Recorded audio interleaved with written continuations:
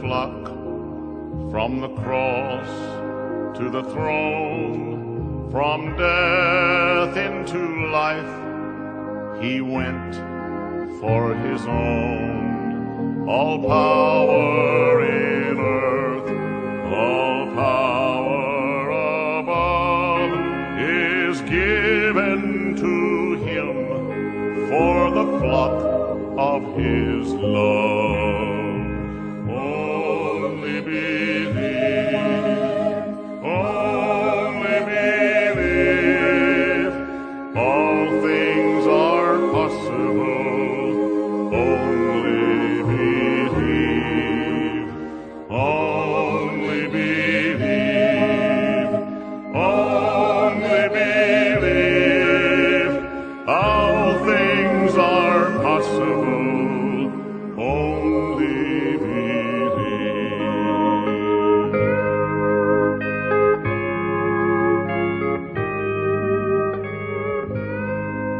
Fear not, little flock, whatever your lot. He enters our rooms, the doors being shut. He never forsakes, he never is gone. So carol his presence in darkness and dawn. All things are possible. Only believe, only believe, all things are possible. Only believe, only believe, only believe, all things are possible. Only believe. All things are possible. Only believe.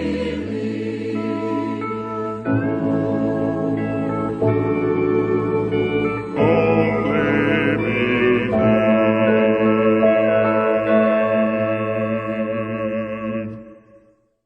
Deus abençoe os amados irmãos. Saúdo a todos com a graça e com a paz do nosso Senhor Jesus Cristo. Amém. Meus queridos, nesse instante eu quero aqui compartilhar com os irmãos, rapidamente, apenas uma pequena e curta mensagem, aproveitando ainda um tema que nós ministramos algumas semanas atrás, que nós intitulamos Obediência Completa à Palavra de Deus. Apenas relembrando alguma coisa que nós comentamos naquele último estudo, nós comentamos sobre a importância de nós obedecermos integralmente a Palavra de Deus, a fim de nós podermos obter então os resultados dela, que são aquelas promessas que Deus promete para os seus filhos obedientes, ou seja, aqueles que guardam a palavra do Senhor, aqueles que são obedientes aos seus mandamentos, aos seus decretos, aos seus estatutos. Há benefícios para cada filho de Deus em decorrência dessa obediência. E nós também lemos algumas coisas onde irmã Brana comentou sobre o que seria o inverso da obediência, que é desobediência. E a irmã Brana disse que desobediência é rebelião. Então, quando alguém deixa de crer, é quando ele se rebela. Então, o tema que eu quero tratar hoje, aproveitando pegando um gancho desse último estudo que eu acabei de mencionar, nós vamos tratar aqui de um tema ainda similar, ou desenvolver um pouquinho mais aquele assunto, com o título que eu vou dar aqui de Rebelião versus Fé. Porque se você é crente, você vai ser obediente. Aquele que é desobediente, ou seja, aquele que é rebelde, é porque não crê. Então, há uma diferença aí. Há um oposto entre fé e não fé. Aquele que não crê é um rebelde. Então, nós entendemos que é plano de Deus de que cada filho seu que vem aqui nessa terra, cada um em seu tempo oportuno, receba aquela medida de fé que Deus reservou, guardou para cada um dos seus filhos, para que eles, com essa fé, possam viver uma vida de identidade com Deus e com a sua palavra. Eu digo identidade com Deus porque essa fé vai fazer você viver como Deus quer. Você vai ser um pequeno Deus aqui, um pequeno Messias, como o irmão Branham mencionava nos seus sermões. Agora, cada filho de Deus, ele tem que vir aqui provando que é um filho, se sujeitando a Deus. Né? Quando alguém vem para este mundo, homem ou mulher, cada um deles, há somente um caminho a percorrer. Ou este homem ou esta mulher se sujeita a Deus e a sua palavra, ou vai se sujeitar àquele que é inimigo de Deus, que é o diabo. Não há meio termo quanto a isso, queridos. Ou nos sujeitamos a Deus, ou nos sujeitamos ao diabo. Agora, quando eu digo sujeitar-se ao diabo, não é fazer um pacto com o diabo. Porque você sabe que alguns dizem, eu tenho um pacto com o capeta. Não precisa nem fazer pacto com o diabo, basta você rejeitar Deus. E você já está associado ao outro lado.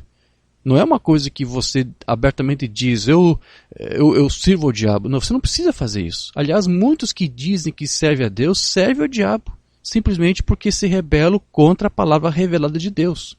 Nós tratamos isso, como disse naquele outro estudo, e quero tratar mais um pouquinho hoje novamente. Então, ou você se sujeita ao Deus da Bíblia, ou você se sujeita ao Deus deste mundo. Ou ele vai viver uma vida de fé, ou ele vai se tornar um rebelde e um réprobo quanto àquela fé da verdade.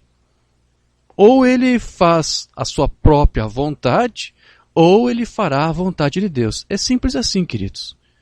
Então, quando alguém diz, por exemplo, que faz o que quer, eu gosto de fazer as coisas do meu jeito, eu tenho meus planos, eu tenho minha própria maneira de pensar, eu quero atuar dessa maneira, eu quero fazer isso, eu acho que isso aqui é melhor para mim. Isso, eu já tenho dito em alguns estudos, é uma evidência de perdição. Inclusive aqui no México tratamos isso em um dos nossos cultos aqui com nossos irmãos. Falamos sobre vários temas aqui, temos tratado vários assuntos, e predestinação é um que nós temos tratado aqui recentemente. Então, aquele que desobedece a Deus, decididamente, deliberadamente, mostra um indício, uma evidência de perdição. Porque isso provaria que ele serve mais à carne, que é servo do pecado, do que a Deus. Enquanto que alguém que é realmente filho de Deus, nascido de novo, ele vai fazer a vontade de Deus. E não vai fazer a sua própria vontade. Então, desde que o homem caiu lá no Jardim do Éden, após ele ter pecado, ele nunca desejou buscar realmente a Deus. Nunca se tornou um desejo seu salvar-se ou fazer a vontade de Deus, a não ser a sua própria vontade carnal. E isso porque a sua natureza humana, ela demonstra isso. A sua inclinação, a sua tendência é de realmente total rebeldia a Deus. Rebeldia à palavra de Deus. Desde que o homem caiu no Éden, essa tem sido a sua natureza. O Branham tratou sobre isso. Eu quero ler aqui. Experiências Espirituais Primitivas, 13 de julho de 52. Essa mensagem não temos traduzida. Aqui em Jeremias, antes mesmo que ele fosse formado, antes mesmo de vir ao mundo, antes de ter sua primeira existência, antes que o germe se tornasse um germe, então Deus o conheceu. Ele disse, e ele o santificou e ordenou-lhe um profeta às nações antes mesmo de ele nascer. Vê? Agora, a primeira coisa para a qual eu estou chegando aí é para isso, que é pela graça de Deus que alguns de vocês estão salvos hoje. Não era a tua vontade ser salvo. O homem, por natureza, é uma rebelião contra Deus. E ele se rebelou no jardim do Éden, caiu da graça e fugiu de Deus. E se escondeu de Deus. E é da natureza do homem fazer isso.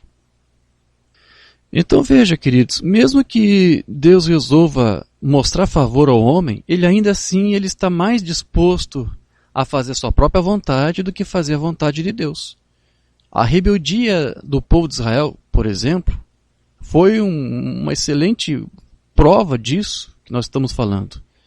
Porque apesar de todo aquele auxílio que este povo havia recebido de Deus e de ter inclusive feito com eles uma aliança, Deus fez uma aliança com Israel, a rebeldia daquele povo fez quebrar aquela aliança. Inclusive Moisés, ele apontou essa característica de rebelião daquele povo judeu como um marco daquele povo. Inclusive ele chegou até a profetizar que mesmo depois, após a sua morte, aquela prova de rebeldia que eles estavam dando ali com ele em vida, continuaria. Ou seja, eles continuariam sendo rebeldes, mesmo depois dele partir. Moisés chegou a dizer isso, eu vou morrer e vocês vão continuar desse jeito. Deuteronômio 31, a partir do versículo 27. Veja o que diz aqui. Tomai este livro da lei e ponde-o ao lado da arca da aliança do Senhor vosso Deus, para que ali esteja por testemunha contra ti. Porque conheço a tua rebelião e a tua dura cerviz. Eis que, vivendo eu ainda hoje convosco, rebeldes foste contra o Senhor, e quanto mais depois da minha morte. Veja só o que Moisés diz aqui. Vocês estão se rebelando contra Deus agora, mesmo diante de mim, mesmo diante do meu ministério. Vocês têm visto tantas coisas que Deus fez através do meu ministério. E ainda assim vocês têm se mostrado rebeldes, recalcitrantes. Então imagine quando já não estiver mais aqui. Quando vocês não tiverem mais esse ministério vindicado aqui entre vocês. Quão mais rebeldes vocês não serão ainda. E veja que a rebelião realmente é uma coisa repulsiva aos olhos de Deus. Nós temos vários outros exemplos. Estou citando aqui Israel como exemplo, mas tem vários outros. Poderíamos fazer uma lista grande aqui de homens de Deus que atraíram a ira de Deus, que se rebelaram contra Deus. Veja o caso, por exemplo, de Saul. Saul foi um rei que Deus escolheu ali para Israel, mas ele foi rebelde. Você tem várias ocasiões ali que ele se rebelou contra a palavra que Samuel deu para ele. A palavra que Deus entregou para Samuel, ele entregou para o rei. E ele sempre fazia algo diferente, sempre tentava alterar alguma coisa. E isso depois, com o tempo, essa rebeldia de Saul, nós vemos pela Bíblia, acabou lhe custando o seu próprio trono. Veja o que diz lá em 2 de Samuel 15, verso 23. Porque a rebelião é como o pecado de feitiçaria, e o porfiar é como iniquidade e idolatria. Porquanto tu rejeitaste a palavra do Senhor, ele também te rejeitou a ti, para que não sejas rei. Então aqui Samuel estava dizendo, você tem se rebelado, você tem atuado diante de Deus como se você fosse um feiticeiro. E ele disse, a rebelião é como feitiçaria, é como pecado de feitiçaria. Agora, por que isso? Por que um ato de rebeldia é como se fosse feitiçaria aos olhos de Deus? Por que isso? Porque um feiticeiro, queridos, ele nunca vai consultar o Espírito Santo. Amém? Ele vai consultar outros espíritos, falsos espíritos, uma falsa unção, para que esses espíritos, esses demônios, na verdade são demônios, possam então cumprir com os propósitos lá do feiticeiro. Então, quem pratica feitiçaria sempre vai se envolver com demônios. Então, todo aquele que se levanta contra a palavra de Deus, que se mostra como rebelde à palavra de Deus, ele estará com isso permitindo que a sua própria vida e a de outros sejam, sim, influenciadas por falsos espíritos, por demônios, que é exatamente o que um feiticeiro faz. Portanto, quem não se sujeita a Deus vai se sujeitar ao diabo, que foi quem, na verdade, primeiro se rebelou contra Deus.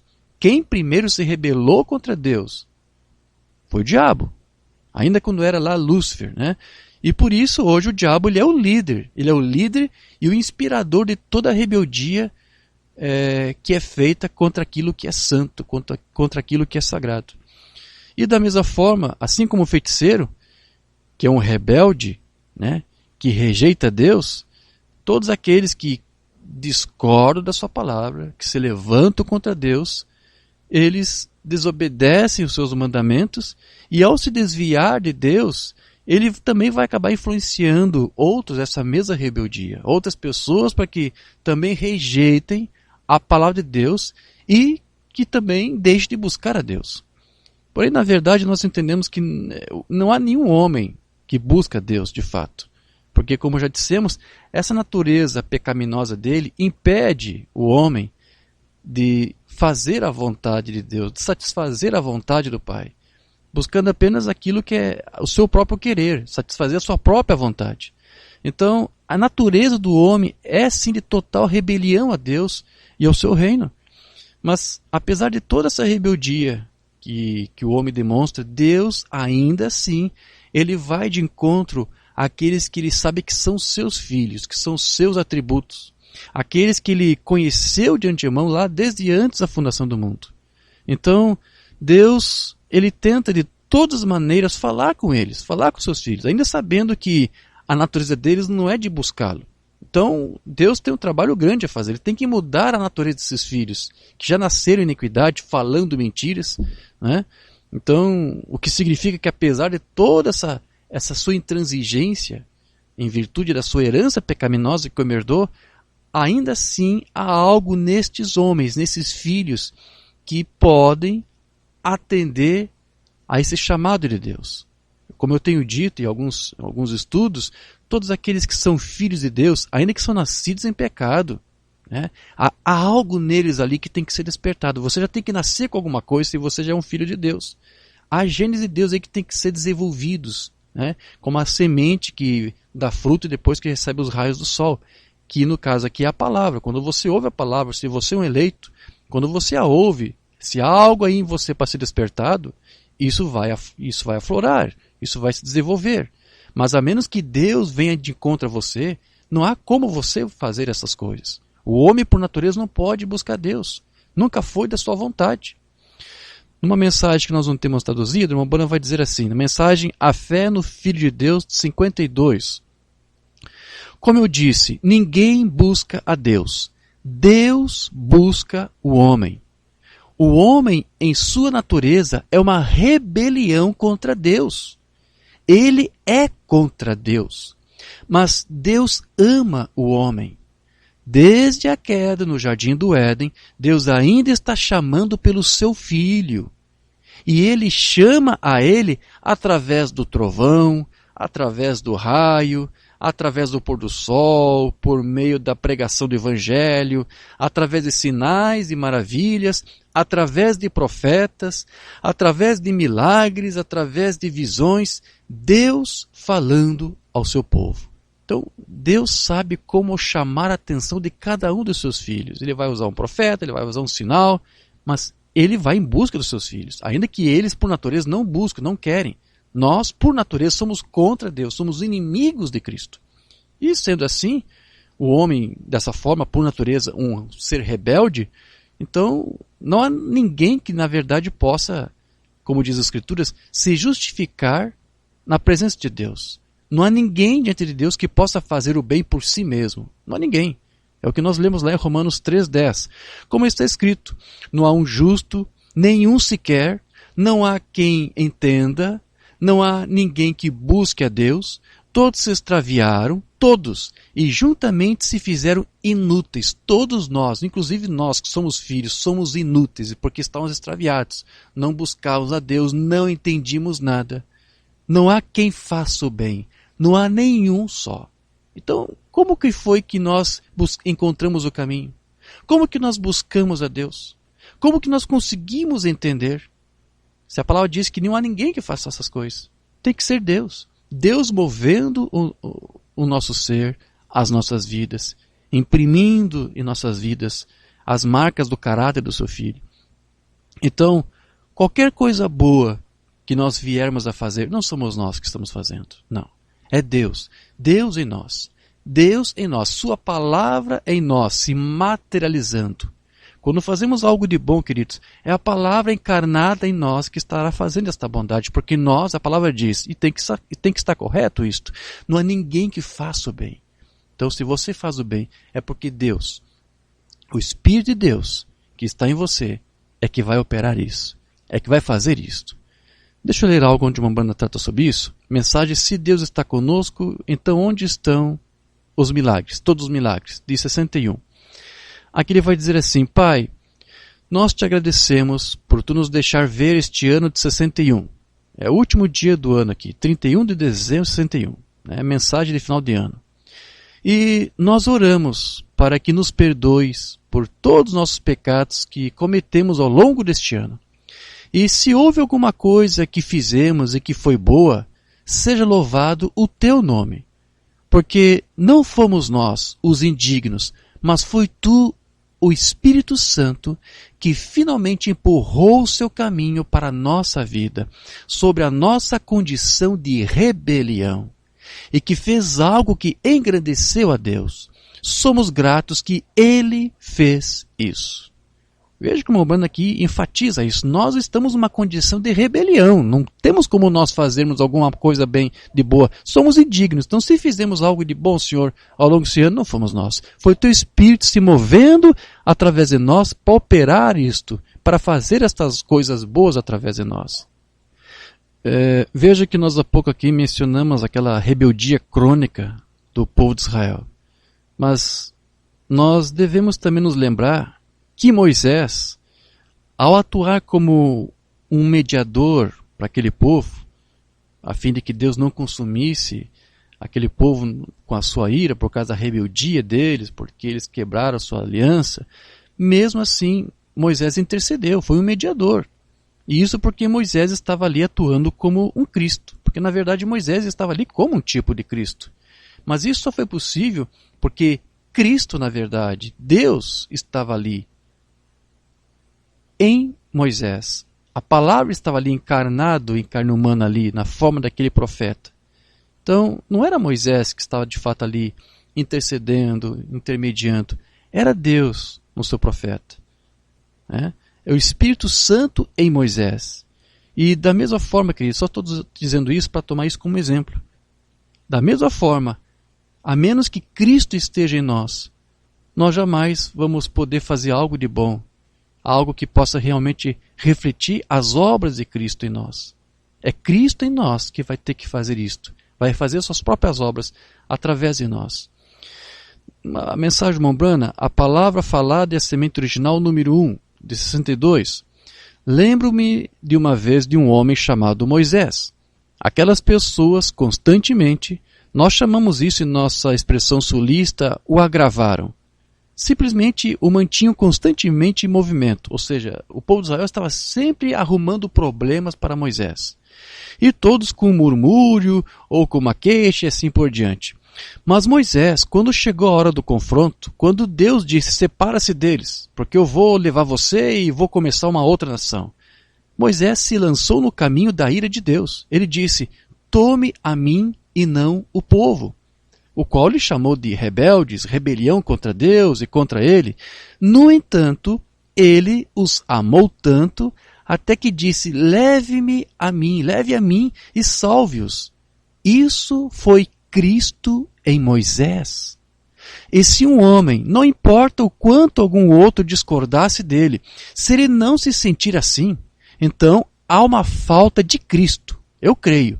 Se do seu coração, não dos seus lábios, mas do seu coração, se ele não se sentir assim em relação à humanidade. Então veja, estamos aqui coletando alguns exemplos onde Umbanda declara isso para nós. Qualquer coisa boa que viemos a fazer é Cristo em nós. Se nós não conseguimos ter esse sentimento de amor para com os outros, ignorando seus erros, suas falhas, você pode ter uma lista grande de motivos do porquê que você não deveria ajudar alguém, auxiliar alguém. Esse é uma pessoa que tem esse problema, tem isso e aquilo. Mas aqui o profeta está nos ensinando. Se você não tem Cristo em você, você nunca vai ter um respeito para a comunidade. Você nunca vai realmente ter um amor sincero para com o teu próximo. Tem que ser Cristo em você para despertar em você esse tipo de amor. Mas veja, de qualquer maneira, então, não vai ser nós. Qualquer coisa boa que fizermos, qualquer gesto, não vai ser nós, mas é Cristo em nós. E o apóstolo Paulo, ele nos disse que o que faz com que Cristo vive em nós é nós vivermos a mesma fé dele, de Cristo. Cristo vai viver em nós se nós vivermos a fé dele. E você sabe que fé é uma revelação. Então, para que Cristo vive em você, para que as obras de Cristo se reflitam em você, ou seja, para que você deixe de ser um rebelde, você tem que ter a fé dele. Lembre-se que eu dei o título dessa mensagem de rebeldia ou rebelião versus fé. Então, se você não quer ser um filho rebelde, mas um filho obediente, você vai provar isto tendo fé. E não é qualquer fé, é a fé de Cristo. Porque Paulo disse que Cristo só vivia nele porque ele tinha a fé de Cristo. Gálatas 2:20, já lemos isso várias vezes, não custa nós lermos aqui novamente. Já estou crucificado com Cristo e vivo não mais eu, mas Cristo vive em mim. Né? As obras que você vê eu fazendo, não é eu, é Cristo em mim fazendo. Não há nada de bom em mim, eu sou um rebelde. Por natureza sou um rebelde. Mas as coisas boas que você vê fazendo, né? O Evangelho, os sinais, não sou eu, é Cristo em mim. É Cristo que vive em mim. E a vida que eu agora vivo nessa carne, viva na fé do Filho de Deus. Não no Filho. Ele não disse que fazia coisas boas porque ele cria no Filho. Não. Ele disse que fazia essas obras porque ele tinha a fé do Filho, o qual me amou e se entregou a si mesmo por mim. Agora veja, o apóstolo Paulo, como eu disse, não está aqui falando de uma outra fé, no caso dele. Eu tenho fé em Cristo. Não. Ele não está nos dizendo aqui que nós devemos viver pela fé.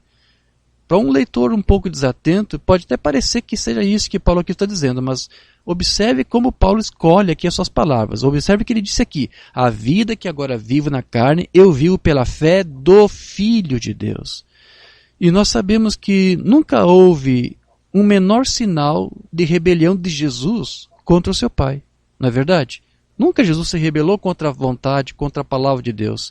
E é exatamente esse mesmo tipo de fé que nós precisamos ter, se nós quisermos então atuar como filhos obedientes a Deus.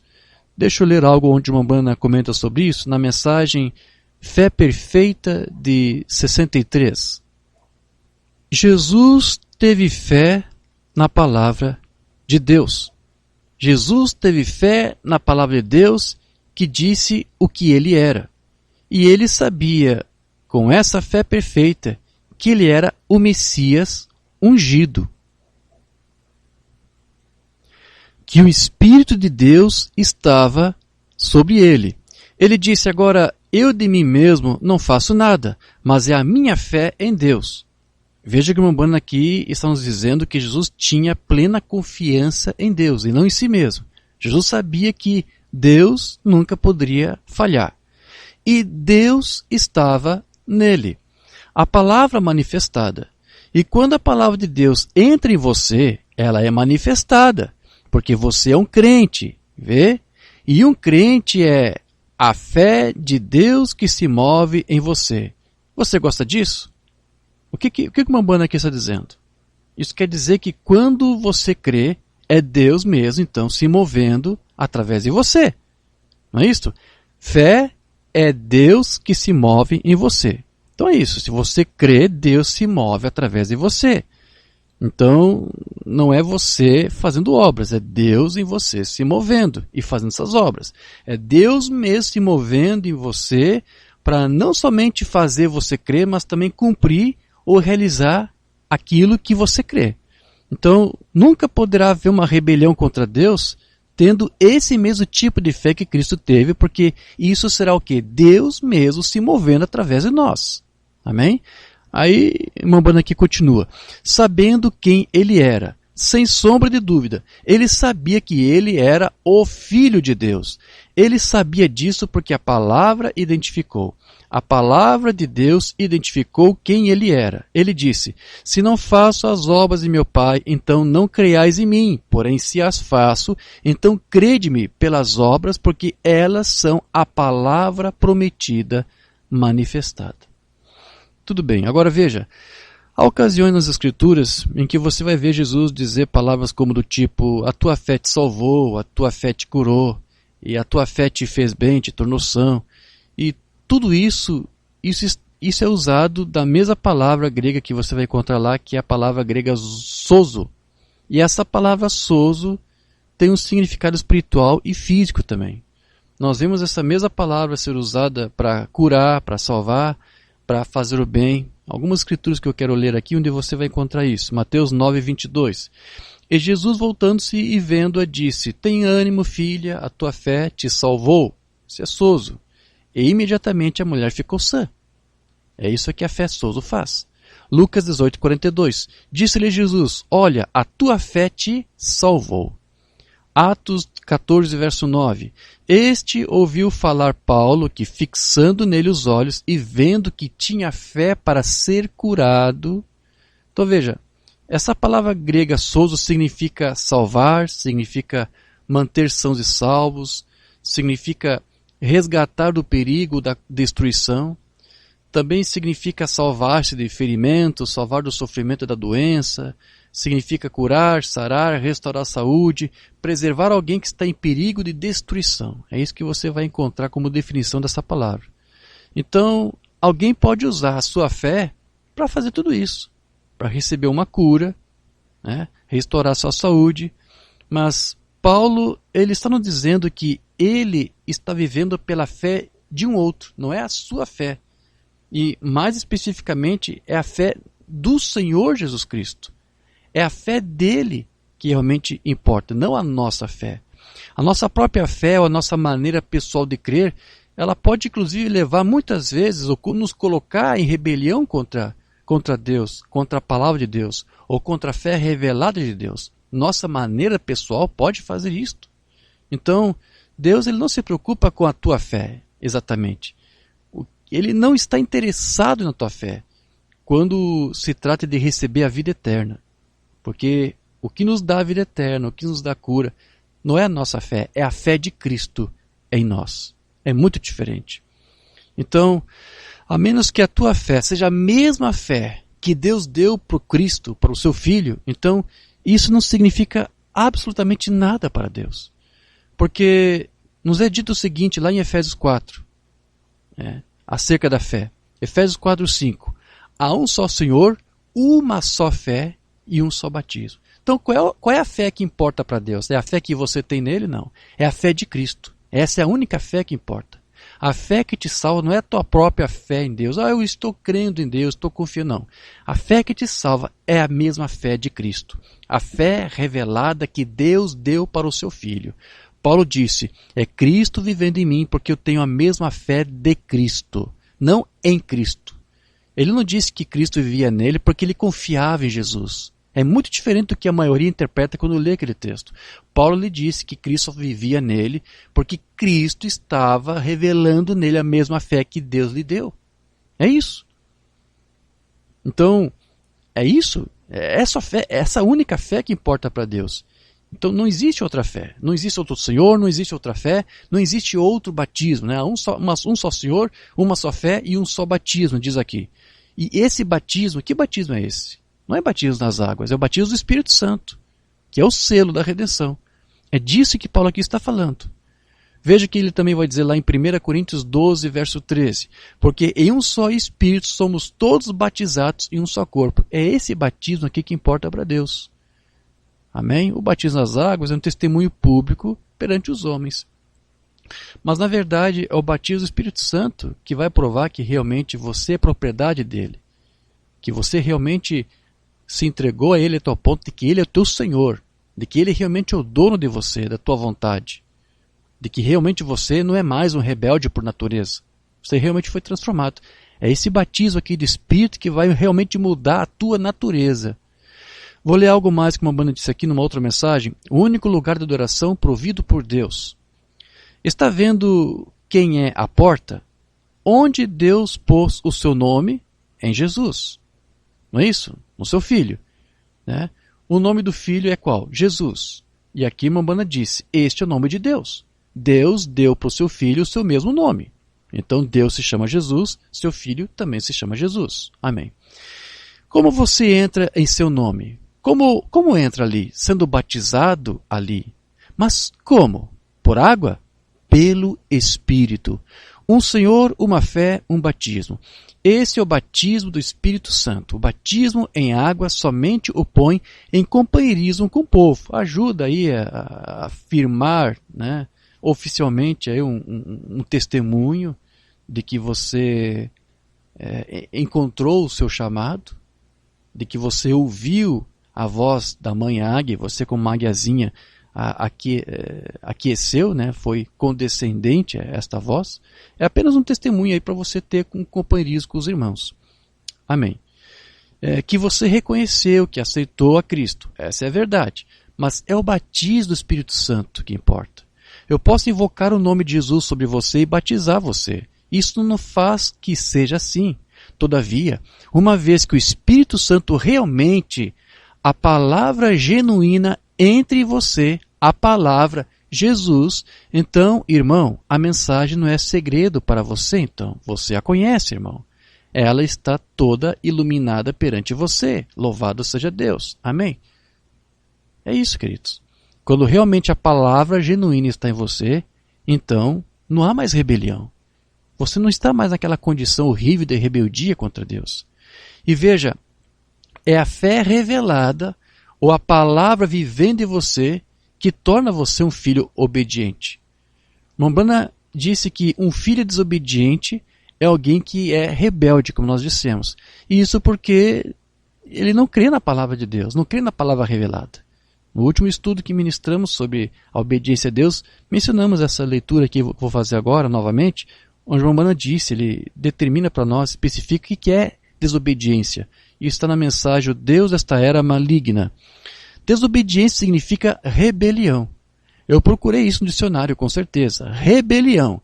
Agora, rebelando-se contra o quê? A palavra revelada de Deus. E você sabe que fé é o quê? É uma revelação. Revelação do quê? Da palavra de Deus. Fé é quando você tem a revelação da palavra de Deus. E a rebelião é contra isso.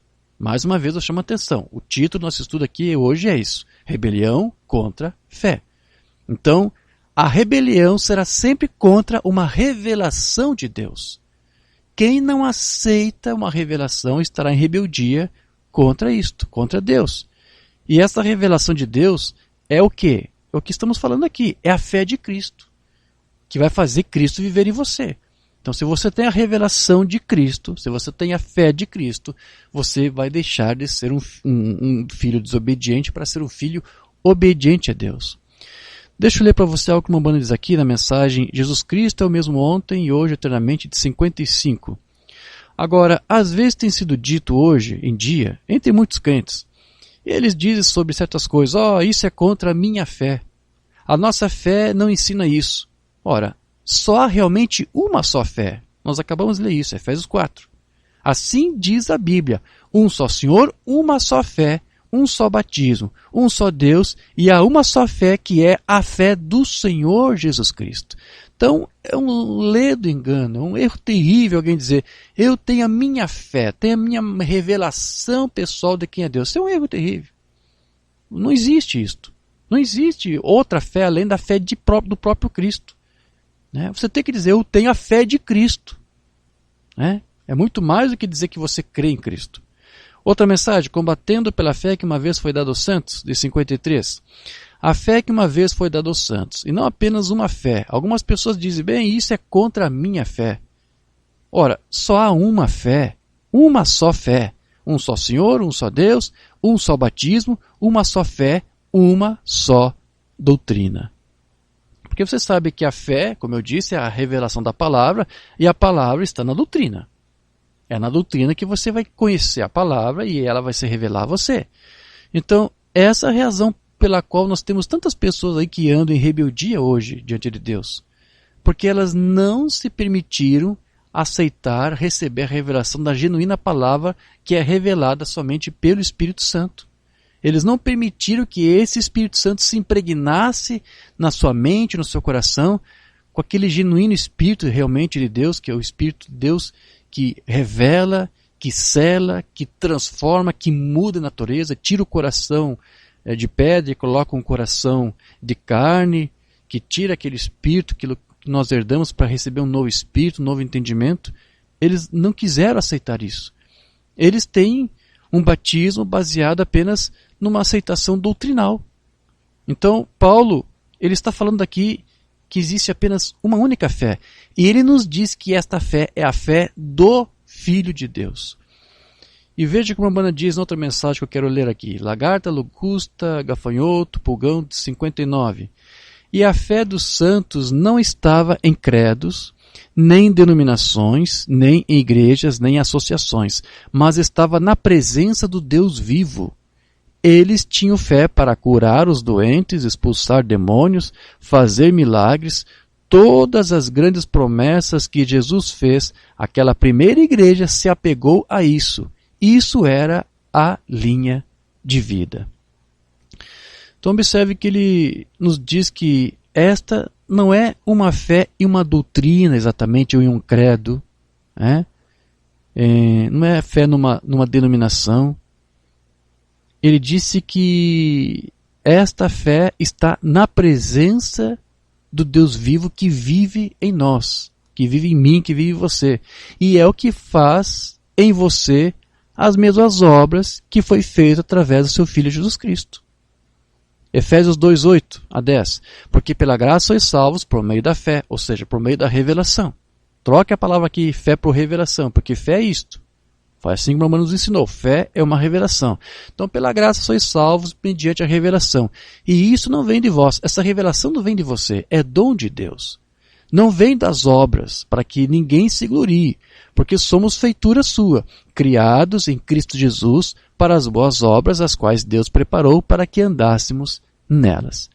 Então veja, a sua fé não é o que você faz, mas essa fé é uma revelação de um dom de Deus que é dado para você, e é uma revelação que vai produzir em você os mesmos atos de obediência que ela produziu lá no seu Filho unigênito. 2 Timóteo 1,9, que nos salvou e chamou com uma santa vocação, não segundo as nossas obras, mas segundo o seu próprio propósito e graça que nos foi dada em Cristo Jesus antes dos tempos eternos, antes dos séculos. Ou seja, você tem que ser um atributo de Deus. Você tem que ter uma representação para poder receber agora essa fé, essa revelação. Então, dizer que nos foi dado aqui em Cristo Jesus, como Paulo disse, antes da criação, significa que nós tínhamos no Filho de Deus uma representação.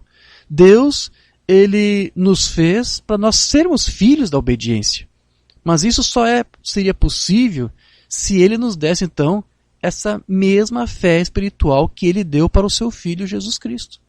Isso não tem nada a ver com as obras que nós fazemos, mas com o que ele fez por nós já antes da fundação do mundo. E é isso que nos faz tornarmos obedientes hoje, para o propósito de Deus, que é servir a eles como filhos obedientes. Então, as obras que eram feitas lá no tempo de Moisés, sob a lei de Moisés, elas jamais podiam justificar o pecador. Mas Paulo disse que Deus nos enviou agora uma outra lei superior. Ele chamou isso de lei da fé. A lei de Moisés não pôde fazer isso, mas é uma lei superior, a lei da fé. Esta lei da fé, isso sim, pode te resgatar, te regenerar, mudar a tua natureza, tirar esse espírito de rebeldia contra a palavra, para que você possa então viver e ser um filho justificado.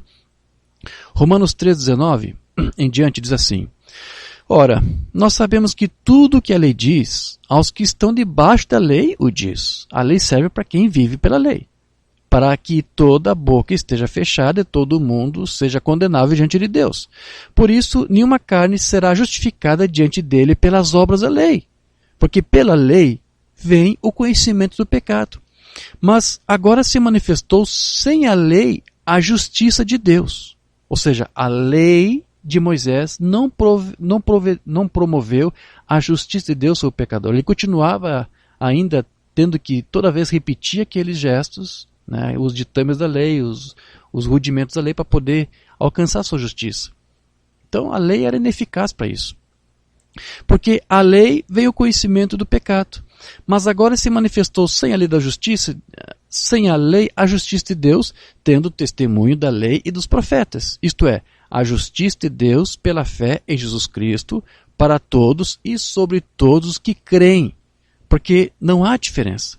Porque todos pecaram e destituídos estão da glória de Deus, nasceram em rebeldia, como dissemos, sendo justificados gratuitamente pela sua graça, pela redenção que há em Cristo Jesus, ao qual Deus propôs para a propiciação pela fé no seu sangue, no sangue do seu Filho, para demonstrar a sua justiça pela remissão dos pecados dantes cometidos, sob a paciência de Deus, para a demonstração da sua justiça neste tempo presente, para que ele seja justo e justificador daquele que tem fé em Jesus. Onde está logo a jactância? Está excluída. Pela qual lei? Das obras? Não, mas pela lei da fé. Aqui está, lei da fé. Há uma lei que é superior à lei de Moisés. Paulo chama a lei da fé. Concluímos, pois, que o homem é justificado pela fé sem as obras da lei. Ou seja, em outras palavras, não é nada que você tenha que fazer o que você fez, mas é simplesmente o que Deus já fez por você. Fez por você, para você, em meio a você, através de você. Portanto, o que existe de preocupante é o fato de que as pessoas, ao longo do tempo, elas chegam ao ponto em que elas perdem de vista esta fé de Cristo e olham somente segundo a sua própria ótica, segundo a sua própria fé, como sendo a coisa mais importante. E é aí que começa então a rebelião, porque como a fé é uma revelação, então isso significa que quando eles perdem essa visão da fé, eles estão perdendo de vista a revelação de Deus e passam, por consequência, a andar segundo a sua própria revelação. O irmão Branham, ele nos ensinou que a maior de todas as revelações é a divindade suprema de Jesus Cristo. Agora, cada um tem sua própria visão ou fé do que é essa suprema divindade de Jesus. Então, você precisa entender que, por revelação, a divindade está sendo refletida em nós através do seu Cristo e através da palavra revelada. E para que isto? Para que importa nós conhecer essas coisas? Por que você tem que entender esta revelação da divindade? Porque você tem que entender o relacionamento que havia entre o Pai e seu Filho, e que ainda há hoje, para que também desse mesmo modo, você possa também entender qual é o relacionamento que você tem que ter, ou que Deus tem com você como filho seu.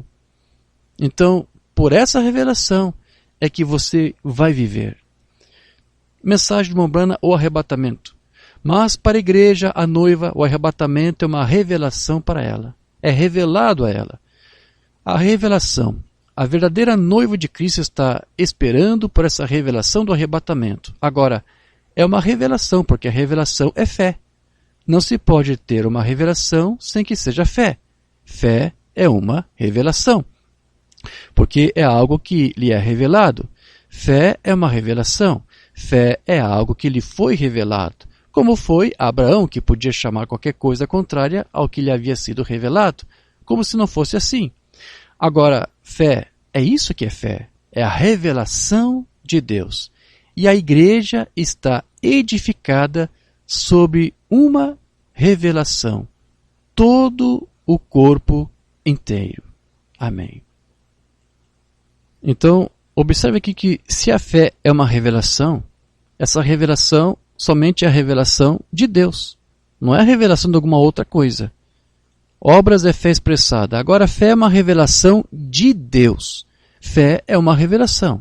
Aí é onde eu quero ficar, só um momento. É uma revelação. Ele revelou a você por sua graça. Não é nada que você fez. Você não trabalhou por si mesmo para a fé.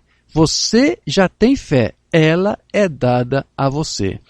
E toda a igreja de Deus está edificada sobre a revelação.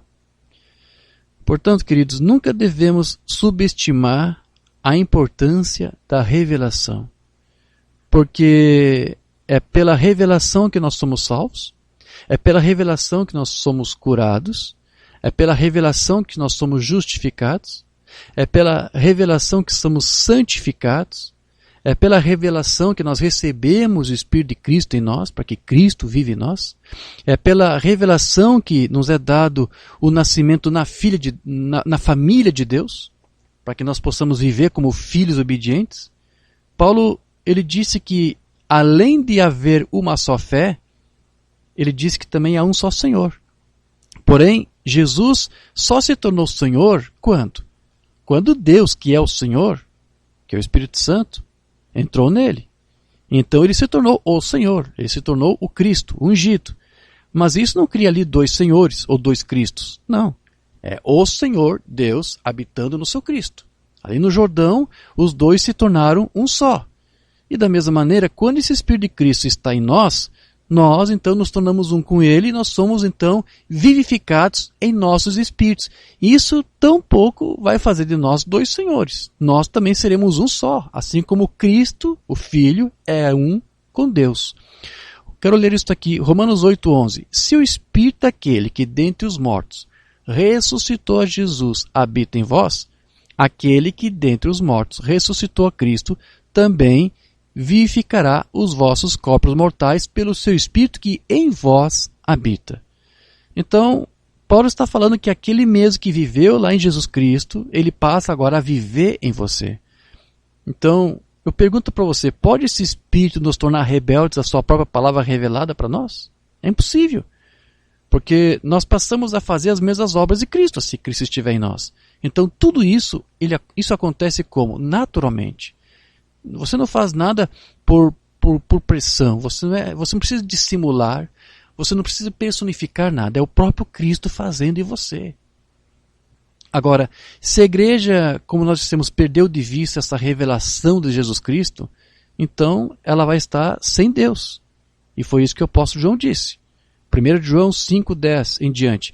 Quem crê no Filho de Deus, quem tem a revelação de Cristo, ou quem tem a mesma fé de Cristo, em si mesmo tem o testemunho. Quem a Deus não crê, mentiroso fez, porquanto não creu no testemunho que Deus de seu Filho deu.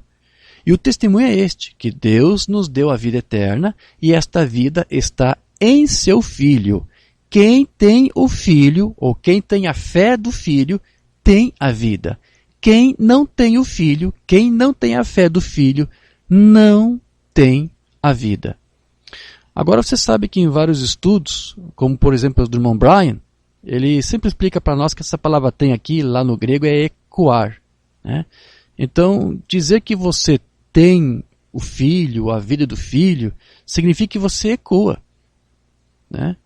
Significa que se nós temos o Espírito que estava no Filho, nós seremos semelhantes a Ele em ações, em palavras, porque nós vamos ecoar o Filho. Nós vamos ecoar a mesma vida dele. A fé dele em nós nos faz ser obedientes exatamente como o Filho foi. 2 João 1,9. Todo aquele que prevarica, ou seja, todo aquele que ultrapassa os limites, que vai além daquilo que a palavra diz, é isso que quer dizer essa palavra? Ou vou explicar mais daqui a pouco. Todo aquele que prevarica e não persevera na doutrina de Cristo, não tem, outra vez aqui, ó, não tem, ou seja, não ecoa, não reflete a Deus. Quem persevera na doutrina de Cristo, este ecoa, tanto ao Pai como ao Filho. Então veja, a palavra prevaricar aqui, ela significa torcer a justiça, significa agir injustamente. Em outras palavras, prevaricar significa ter um espírito e um coração errado, de rebeldia, e se ele também não persevera na doutrina de Cristo, então ele vai acabar atentando para uma doutrina errada. Como dissemos logo no início, se você não serve a Deus, você vai servir a um outro espírito. Você vai praticar aí um ato de feitiçaria, porque os feiticeiros não buscam o Espírito Santo, não consultam o Espírito Santo, não consultam a palavra de Deus. Vão consultar uma outra doutrina, vão receber uma outra unção, vão buscar por outros espíritos. Então, ou você serve a Deus, ou você serve ao diabo. Porque ter a doutrina de Cristo é ter a doutrina certa. Rejeitar essa doutrina, você vai receber uma outra coisa no lugar dela. Né? Um espírito vai vir aí para preencher esse espaço, com uma falsa unção, com uma doutrina errada, com um espírito errado, com um coração errado. E uma pessoa que faz isso, João disse, ele não tem Deus, ele não ecoa Deus. Você nunca vai ecoar Deus com uma falsa doutrina, com uma falsa fé.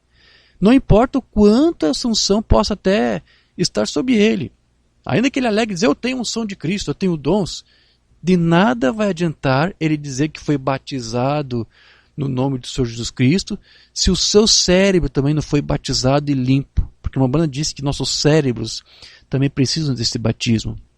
Ou seja, a tua mente tem que ser mudada, tem que ser transformada. Você tem que ter a mente de Cristo. Então, só porque você está ecoando tanto o pai como o filho, não significa que você está dizendo duas coisas diferentes.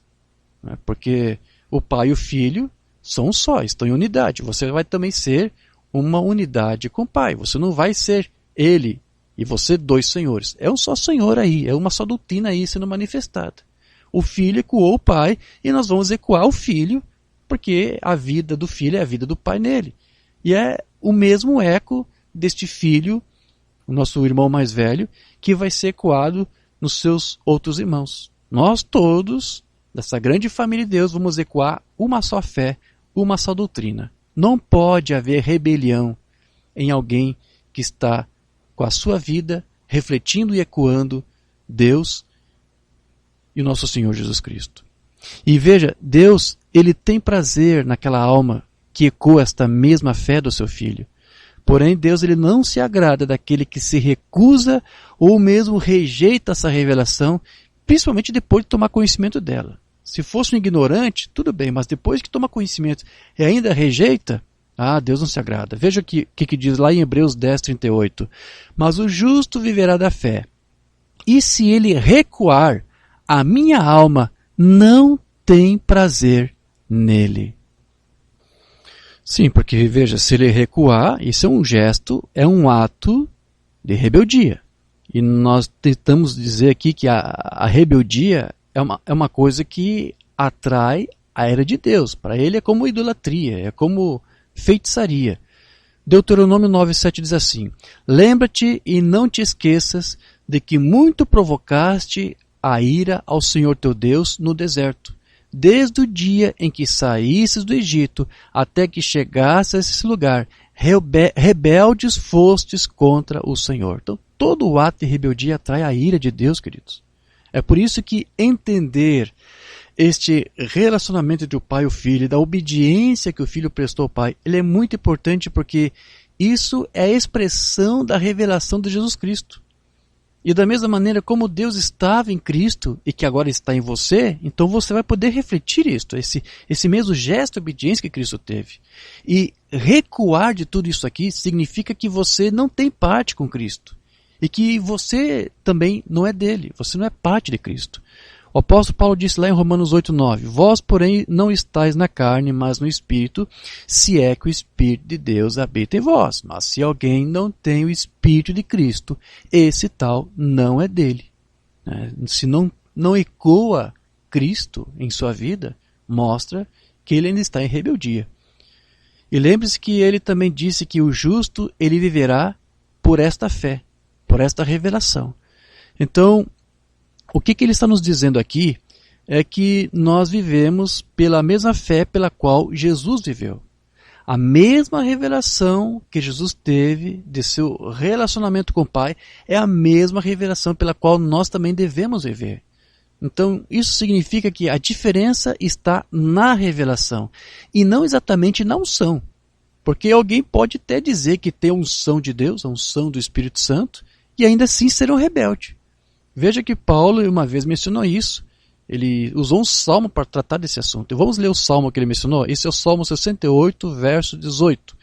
Tu subiste ao alto, levaste cativo o cativeiro, recebeste dons para os homens e até para os rebeldes, para que o Senhor Deus habitasse entre eles. Aqui diz que até mesmo rebeldes receberiam aí os dons, receberiam uma unção para até fazer sinais ou falar em línguas, né? Aqui diz que alguns, embora fossem rebeldes, poderiam receber uma unção do Espírito Santo. Eu lembro do tempo aí que eu pertencia a uma denominação pentecostal. Eu lembro que pelo menos em 2 ocasiões, quando me convidaram para ministrar, para pregar a palavra, eu lembro que uma reunião foi numa reunião do grupo de homens e uma outra reunião foi uma reunião familiar, né? Eu lembro que em 2 ocasiões eu mencionei isto, de que é possível alguns terem dons, falar em línguas ou alguma outra coisa nessa linha, e ainda assim não quer dizer que foi transformado, que é nascido de novo, que recebeu o batismo com o Espírito Santo, recebeu apenas uma unção. Eu lembro que isso perturbava e deixava aqueles irmãozinhos ali coçando as suas cabeças, porque eles não admitem esse tipo de argumento. Eles pensam que basta você ter apenas uma pequena manifestação de dons para provar que você já foi salvo, que você já recebeu o batismo com o Espírito Santo. Mas a Escritura aqui diz que até para os rebeldes, Deus permite que eles recebam algum sinal do Espírito, mas isso não prova que eles foram regenerados, que eles foram transformados. Os pentecostais não aceitam isso. Eu sou prova disso, estive lá, mencionei isso. Eu li as mensagens do Umbanda ainda quando estava lá e cria nisto, entendi isso, porque eu via isto. Eu via pessoas ali fazendo sinais, com dons, e nós sabíamos que não estavam vivendo uma vida correta. Então, o Umbanda estava correto, eu estava vendo isso, e eu estava aplicando isso lá na denominação, mas eles não aceitam isto.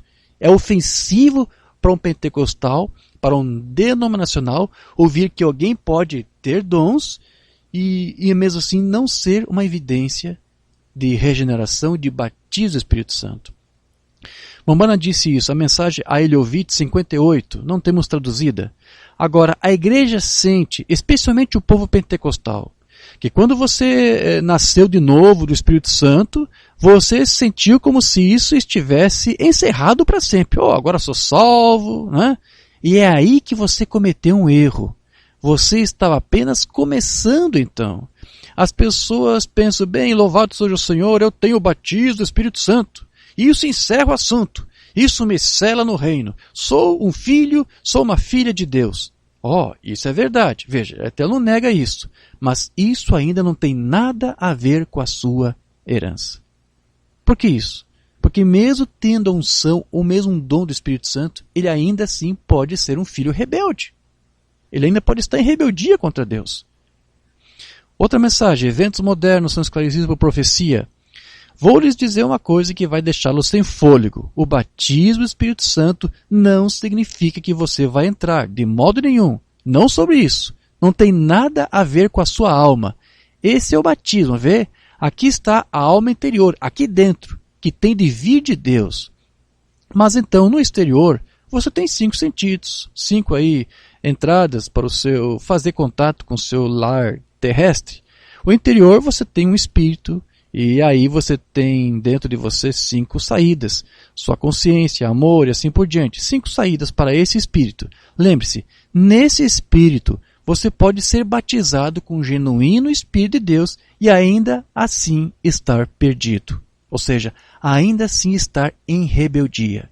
O profeta falou alguma coisa contrária à Bíblia? Não, a Bíblia diz que rebeldes poderiam ter aí manifestações do Espírito. Então, é exatamente assim que seriam aqueles falsos ungidos que Paulo disse que viriam lá nos últimos dias, que são os dias que estamos vivendo, e que se assemelhariam, como disse Paulo, a Janes e Jambres. Eles podem ter uma unção genuína e ainda assim serem rebeldes e resistir à revelação. 2 Timóteo 3,8. E como Janes e Jambres resistiram a Moisés, assim também estes resistem à verdade, sendo homens corruptos de entendimento e réprobos quanto à fé. Réprobos, reprovados quanto à fé. Por que isso? Porque se mostraram rebeldes. Ainda que eles digam que tinham uma unção. Ainda que eles digam que tem uma coisa muito parecida com o original. Porque foi isso que os Janes e Jambres fizeram. Se você quer crer em Moisés, se você quer aceitar Moisés, vocês podem aceitar nós também. Porque temos a mesma coisa que ele tem. Somos tão revelados quanto ele foi. Somos tão vindicados quanto ele foi. Somos tão ungidos quanto ele. Então eles sempre vão dizer que tem uma coisa parecida com o original. Mas o problema é o teste da palavra. São réprobos. São réprobos quanto à fé. Isso quer dizer então que eles são rebeldes. Então, a fé seria o quê? A revelação. Né? Paulo, ele nos adverte que vão surgir homens que serão réprobos, porque são reprovados quanto à revelação. Eles vão até tomar conhecimento, mas não vão aceitar, vão se rebelar contra ela. E, na verdade, eles até podem possuir alguma revelação, mas ela é totalmente inútil.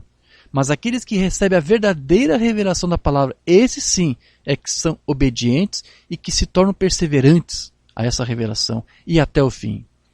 2 Timóteo 4,7. Combati o bom combate, acabei a carreira, guardei a fé. Ou seja, guardei a revelação. Mas por quê? Porque já é Cristo vivendo nele. É por isso que Paulo diz que não devemos nos preocupar com aqueles que não creem.